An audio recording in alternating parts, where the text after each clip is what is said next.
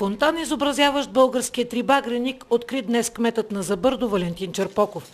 Съоръжението е монтирано на площада в центъра на селото и е много красиво вечер, когато блестят светлините му. Тук на всеки връх, от едно време още възрастните хора слагат знамена на всеки връх. Аз преди 3-4 години сложих на всяко домакинство българското знаме и европейското знаме.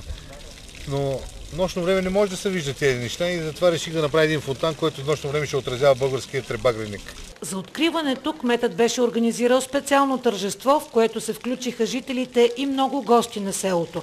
За празника местният фолклорен състав Евробаби беше направил песен.